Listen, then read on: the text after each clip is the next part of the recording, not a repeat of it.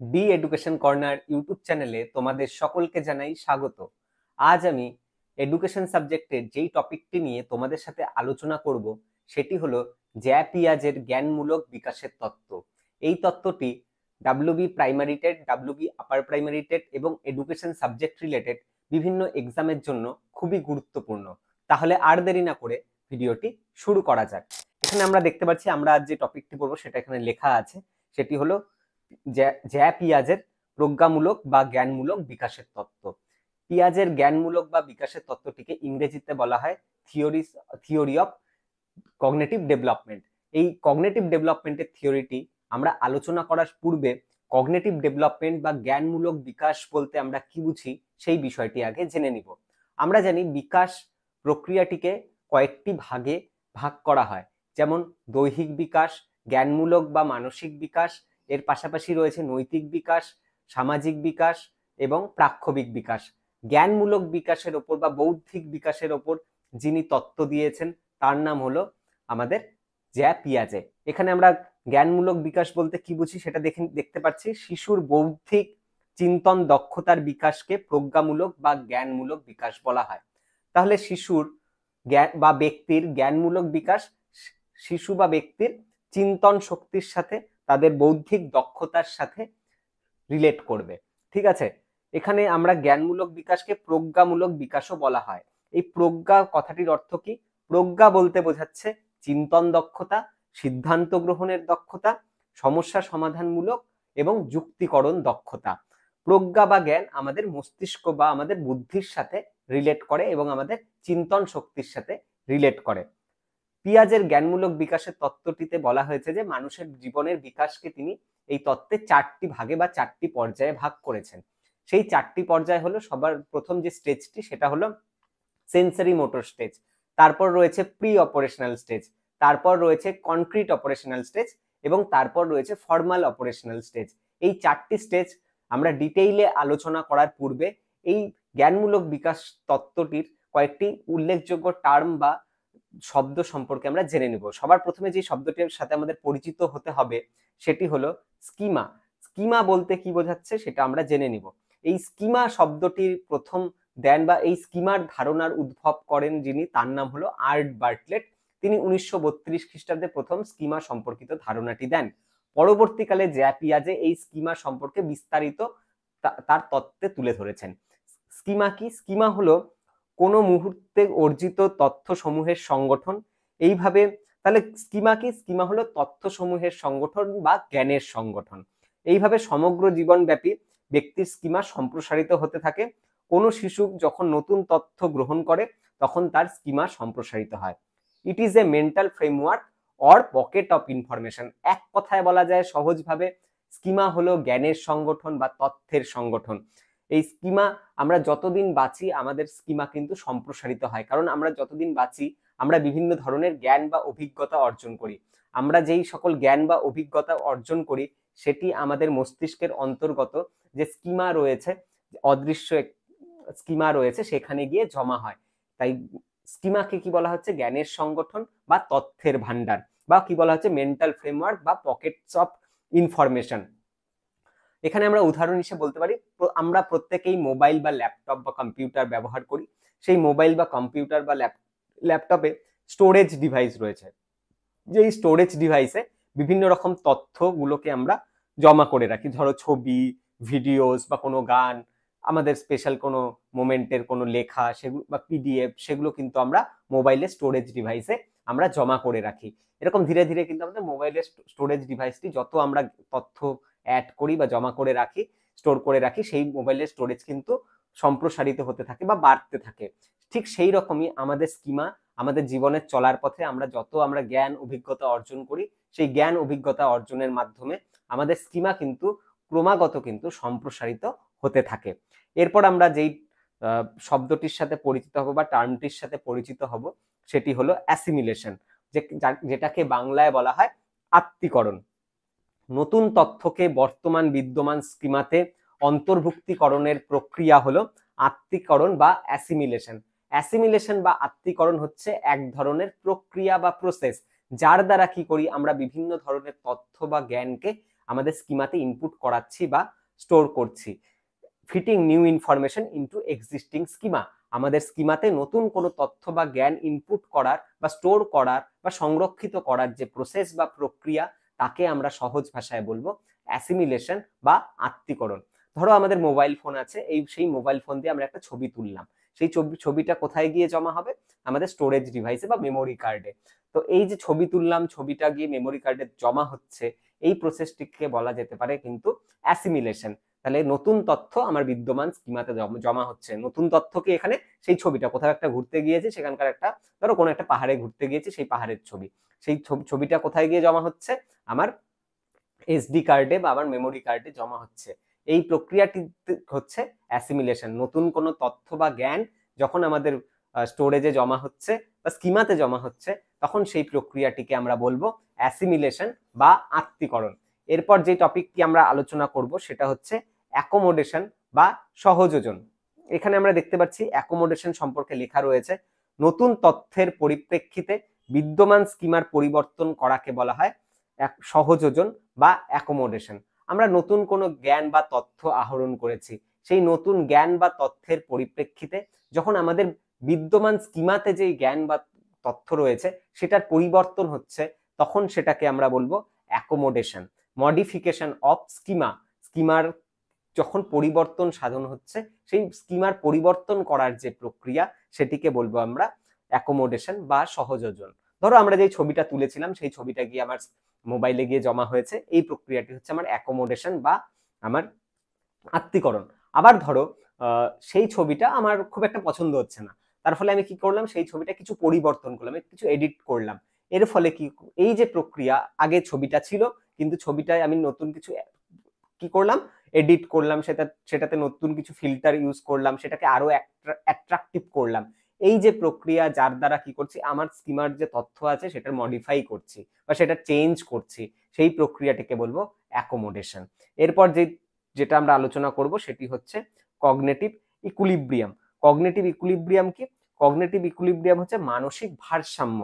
Schema অন্তর্নিহিত যে তথ্য আছে, সেই তথ্যের সাথে এক্সটার্নাল ওয়ার্ল্ড বা বাইরের জগতের তথ্যের কিন্তু অনেক ক্ষেত্রে কিন্তু মিল নাও থাকতে পারে। মানে আমার স্কিমার জ্ঞান এবং বাইরের এক্সটার্নাল ওয়ার্ল্ডে যেই জ্ঞান আছে, দুটার কিন্তু অনেক ক্ষেত্রে ম্যাচ নাও করতে পারে। এই সময় কি হতে পারে? এই সময় ব্যক্তির মধ্যে কিন্তু ভারসাম্যহীনতা দেখা দিতে পারে। এই সময়, এই ভারসাম্যহীনতার সময় আমাদের মানসিক ভারসাম্য পরিস্থিতি তৈরি করবে হচ্ছে cognitive equilibrium. Cognitive equilibrium schema অন্তর্গত জ্ঞান এবং বাস্তব জগতের জ্ঞানের মধ্যে ব্যালেন্স ক্রিয়েট করে। ঠিক আছে, এরপর তাহলে আমরা কগনিটিভ ডেভেলপমেন্ট থিওরির অন্তর্গত যে বিভিন্ন স্টেজেস গুলো আছে সেগুলো আমরা এক এক করে আলোচনা করব। আমি শুরুতেই বললাম, পিয়াজের যে জ্ঞানমূলক বিকাশের যে তত্ত্বটি দিয়েছেন, সেখানে 4টি স্টেজের কথা তিনি উল্লেখ করেছেন। তার মধ্যে প্রথম যে স্টেজটি আছে সেটির নাম হলো সেন্সরি মোটর স্টেজ, যাকে বাংলায় বলবে সংবেদন ও সঞ্চালনমূলক স্তর।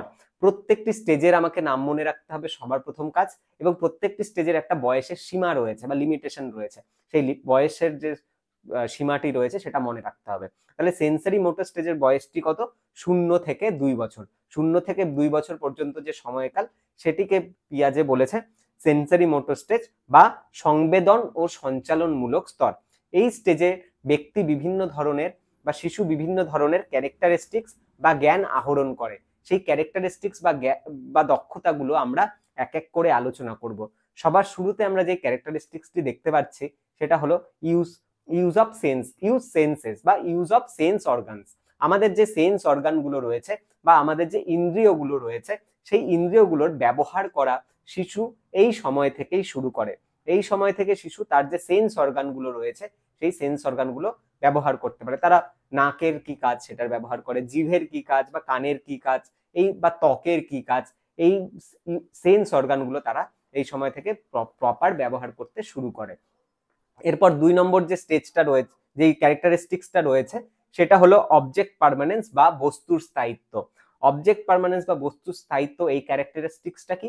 এই অবজেক্ট পার্মানেন্স বা বস্তুর স্থায়িত্ব, এটা বেসিক্যালি শিশুর ক্ষেত্রে 6 মাস বয়স থেকে শুরু হয়। শিশুকে কোনো একটা জিনিস তুমি দেখালে, তারপর সেটিকে তুমি লুকিয়ে নিলে, সেই শিশুটি কিন্তু সেই বস্তুটি কিন্তু খোঁজার চেষ্টা করবে। কারণ সেই শিশুটি জানতো যে তার সামনে একটা কোনো বস্তু ছিল, কিন্তু বর্তমানে সেই বস্তুটি লুকিয়ে দেওয়া হয়েছে। এই যে বিষয়, তার সামনে থেকে কোনো বস্তু সরিয়ে নিলে সেই বস্তুটা সে খুঁজছে, এটাকে বলা হয় বস্তুর স্থায়িত্ব। শিশু বুঝতে পারে যে তার সামনে কিছু ছিল, এখন নেই।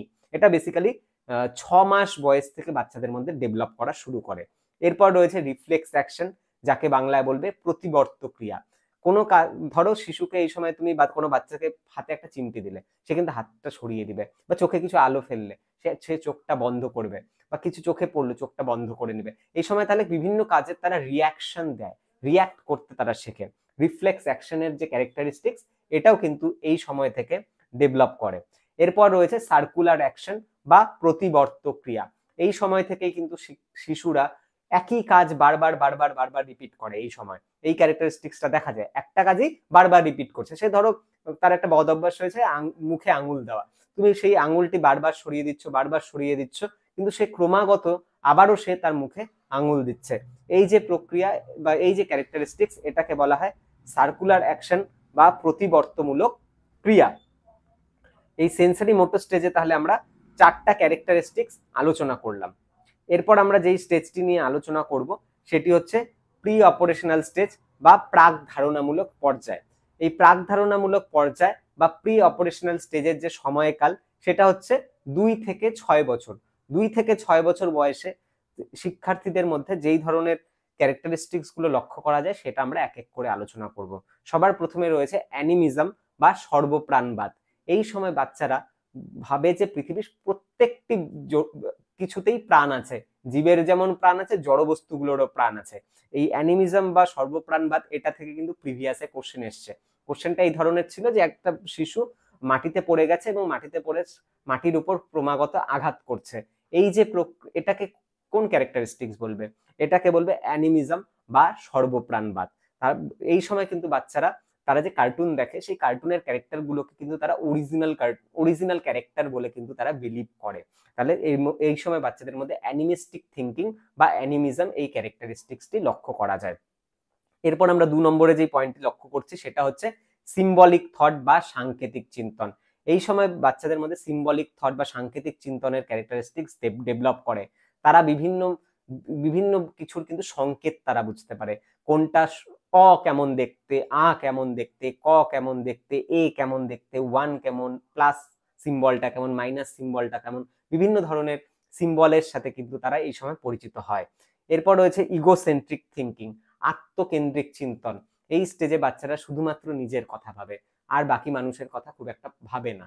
ঠিক আছে, এটা হচ্ছে আত্মকেন্দ্রিক চিন্তন, অর্থাৎ শুধুমাত্র নিজের দৃষ্টিকোণ থেকেই সবকিছুকে তারা বিচার করে। এরপর রয়েছে সেন্ট্রেশন, অর্থাৎ একমুখী চিন্তন। এই সময় শিক্ষার্থীরা একটা নির্দিষ্ট দিকেই তাদের চিন্তা শক্তিকে কেন্দ্রীভূত করে, তাদের চিন্তার মধ্যে কোনো রকম ভ্যারিয়েশন থাকে না। তাহলে প্রি অপারেশনাল স্টেজ, যার সময়কাল 2 থেকে 6 বছর, এই সময় শিক্ষার্থীদের মধ্যে বা শিশুর মধ্যে কি কি ধরনের ক্যারেক্টারিস্টিক্স লক্ষ্য করা যায় সেটা আমরা আলোচনা করলাম।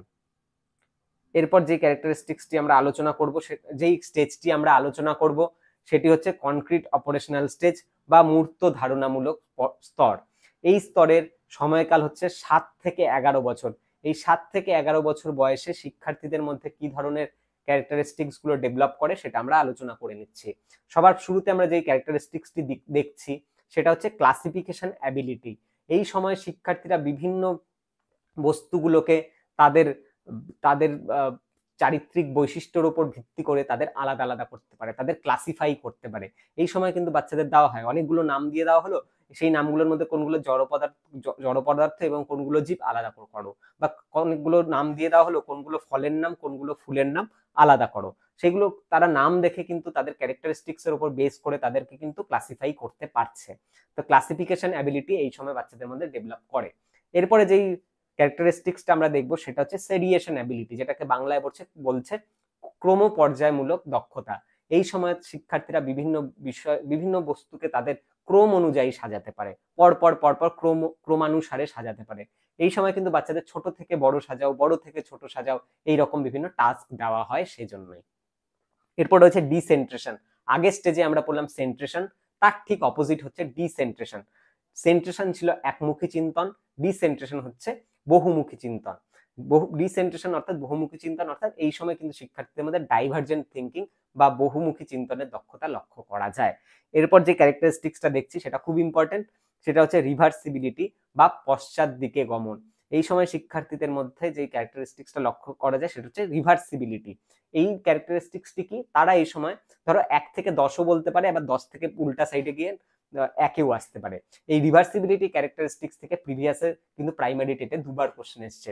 একবার এসছে এরকম যে শিক্ষার্থী জানে যে জল থেকে বরফ হয়, আবার এটাও জানে যে বরফ থেকে জল হয়, এটা কোন ক্যারেক্টারিস্টিক্স এর সাথে ডিল করছে?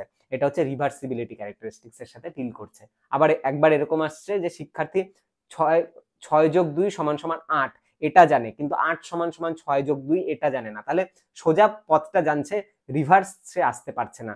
সেই বাচ্চাটি কোন স্টেজে? সেই বাচ্চাটি কিন্তু তাহলে কি কনক্রিট অপারেশনাল স্টেজের হবে? কখনোই না। সেই বাচ্চাটি হবে তার আগে স্টেজে, প্রি অপারেশনাল স্টেজ। যদি বলতো 6+2=8 এটাও জানে, 8=6+2 এটাও জানে, তাহলে সোজা পথটাও জানছে, রিভার্সটাও জানছে।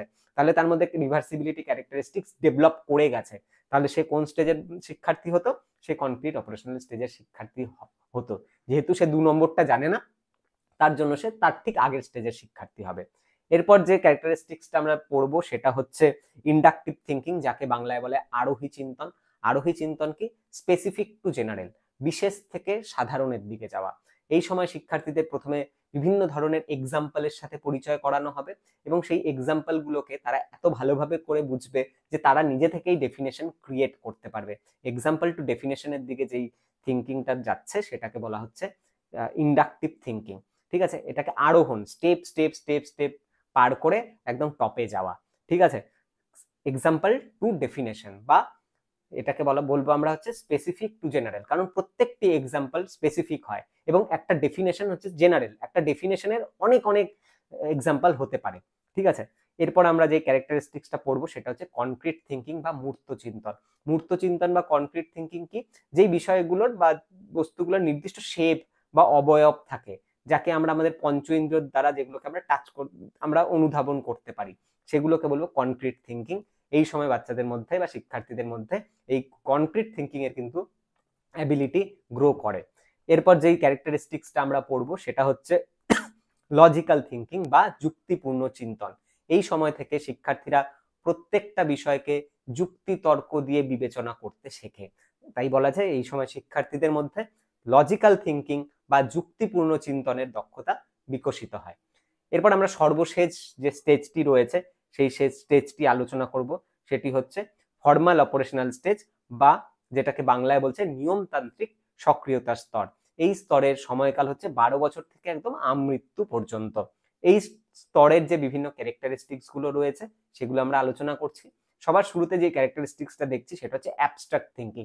আগের স্টেজে আমরা পড়েছিলাম কনক্রিট থিঙ্কিং, যার ঠিক অপোজিট হচ্ছে অ্যাবস্ট্রাক্ট থিঙ্কিং। কনক্রিট বিষয়গুলোকে আমরা আমাদের পঞ্চ ইন্দ্রিয় দ্বারা আমরা অনুধাবন করতে পারি, কিন্তু অ্যাবস্ট্রাক্ট বিষয়গুলোকে কিন্তু আমরা আমাদের পঞ্চ ইন্দ্রিয় দ্বারা অনুধাবন করতে পারি না। আমরা আমাদের সিক্স সেন্সকে কাজে লাগিয়ে বা আমাদের ফিলিংসকে কাজে লাগিয়ে আমরা কিন্তু এই অ্যাবস্ট্রাক্ট থিঙ্কিং বা অ্যাবস্ট্রাক্ট বিষয়গুলোকে অনুধাবন করি। অ্যাবস্ট্রাক্ট বিষয়গুলোর কিন্তু নির্দিষ্ট কোনো শেপ বা অবয়ব বা কাঠামো হয় না। এরপর যে ক্যারেক্টারিস্টিক্সটা আমরা পড়বো সেটা হচ্ছে ডিডাকটিভ থিঙ্কিং। এই সময় থেকে কিন্তু শিক্ষার্থীরাদের মধ্যে ডিডাকটিভ থিঙ্কিং এর ক্যাপাসিটি বা আবরোহী থিঙ্কিং এর ক্যাপাসিটি গ্রো করে। ডিডাকটিভ বা অবরোহী হচ্ছে আগের স্টেজে আমরা পড়েছিলাম ইন্ডাকটিভ বা আরোহী, তার ঠিক অপোজিট। ইন্ডাকটিভ বা আরোহী থিঙ্কিং এ কি ছিল? স্পেসিফিক টু জেনারেল বা এক্সাম্পল টু ডেফিনেশন। তার ঠিক অপোজিট হচ্ছে এখানে আমরা দেখতে পাচ্ছি ডিডাকটিভ থিঙ্কিং। এটা হচ্ছে ডেফিনেশন টু এক্সাম্পল বা সাধারণ থেকে বিশেষ। প্রথমে আমাদের বিভিন্ন ধরনের ডেফিনেশন মুখস্থ করানো হবে, তারপর তার সাথে সাথে আমাদের বিভিন্ন ধরনের এক্সাম্পলও মুখস্থ করানো হবে। ডিডাকটিভ থিঙ্কিং কিন্তু অনেকটাই মুখস্থ নির্ভর, কিন্তু ইন্ডাকটিভ থিঙ্কিং কিন্তু আমাদের আন্ডারস্ট্যান্ডিং বেস। বলা হয় বর্তমানে কিন্তু শিক্ষা ব্যবস্থায় গ্রামার বা ব্যাকরণ পড়ানোর ক্ষেত্রে সব থেকে বেস্ট মেথড হচ্ছে ইন্ডাকটিভ রিজনিং বা ইন্ডাকটিভ থিঙ্কিং বা আরোহী চিন্তন বা আরোহী পদ্ধতি। আর আমরা যেই পদ্ধতিতে গ্রামার বা ব্যাকরণ পড়েছি, আমরা কিন্তু ডিডাকটিভ যে পদ্ধতি রয়েছে সেটার মাধ্যমে কিন্তু আমরা ব্যাকরণ পড়েছি। আমরা প্রথমে সূত্র মুখস্থ করেছি, তার পাশাপাশি আমরা সেই সূত্রের বইয়ে যেই উদাহরণগুলো দেওয়া রয়েছে সেগুলোও মুখস্থ করে নিয়েছি। এরপর আমরা যেই পয়েন্টটি আলোচনা করব, সেটি হচ্ছে প্রবলেম সলভিং থিঙ্কিং বা সমস্যা সমাধানমূলক চিন্তন। এই সময় শিক্ষার্থীরা তাদের জীবনে চলার পথে যে বিভিন্ন ধরনের প্রবলেমস গুলোর সম্মুখীন হয় সেগুলোর কিন্তু তারা সমাধান করতে পারে। এই সময় থেকেই তাহলে শিক্ষার্থীরা সমস্যাগুলোর সাথে কিভাবে ডিল করতে হবে বা সেই সমস্যাগুলোকে কিভাবে সলভ করতে হবে সেগুলো তারা শিখে যায়। সর্বশেষ পয়েন্ট যেটা আমরা এখানে দেখতে পাচ্ছি সেটা হচ্ছে হাইপোথেটিক্যাল থিঙ্কিং বা প্রকল্পিত চিন্তন। হাইপোথেটিক্যাল থিঙ্কিং অর্থাৎ হাইপোথিসিস নির্মাণ করা বা প্রাক প্রকল্প নির্মাণ করা। হাইপোথিসিস বা প্রাক প্রকল্প বলতে বোঝায় টেন্টেটিভ সলিউশন বা সম্ভাব্য সমাধান। এই সময় কিন্তু শিক্ষার্থীরাদের কিন্তু বিভিন্ন ধরনের প্রকল্পের কাজ দেওয়া হয় এই সময়ের শিক্ষার্থীদের। তারা এই সময় প্রাক প্রকল্প গঠন করে সেই প্রকল্পটির কি ধরনের সমাধান হতে পারে তার একটা পূর্ব অনুমান করতে শেখে। তাহলে এখানে আমরা প্রত্যেকটি স্টেজ আলোচনা করলাম পিয়াজের জ্ঞানমূলক বিকাশের তত্ত্বের, এবং প্রত্যেকটি স্টেজের ক্যারেক্টারিস্টিক্স আমরা আলোচনা করলাম। এখানে কিন্তু প্রত্যেকটি স্টেজের ক্যারেক্টারিস্টিক্স থেকে একটা সিচুয়েশন তুলে দেবে এবং আমাকে বুঝতে হবে কোন ক্যারেক্টারিস্টিক্স এর কথা বলছে, বা একটা ক্যারেক্টারিস্টিক্স তুলে দিল বলতে পারে সেই ক্যারেক্টারিস্টিক্সটি পিয়াজের যে 4টা স্তর রয়েছে সেই স্তরের কোন স্তরে রয়েছে। ঠিক আছে, এই পিয়াজে যে টপিকটি আমরা পড়লাম যে পিয়াজের জ্ঞানমূলক বিকাশের তত্ত্ব, এই তত্ত্বটি কিন্তু চাইল্ড সাইকোলজি যে টপিকটি রয়েছে টেটের ক্ষেত্রে সেটার ক্ষেত্রে খুবই ইম্পর্টেন্ট। এখান থেকে আমরা ধরতে পারি এখান থেকে 2 থেকে 3টা কোশ্চেন কিন্তু পরীক্ষায় আসবে। তাহলে আজকের ক্লাসটি যদি তোমাদের ভালো লাগে তাহলে আমার ভিডিওটি লাইক করবে, আমার চ্যানেলটি সাবস্ক্রাইব করবে এবং তোমার বন্ধুদের সাথে শেয়ার করবে। তাহলে দেখা হচ্ছে পরের ভিডিওতে।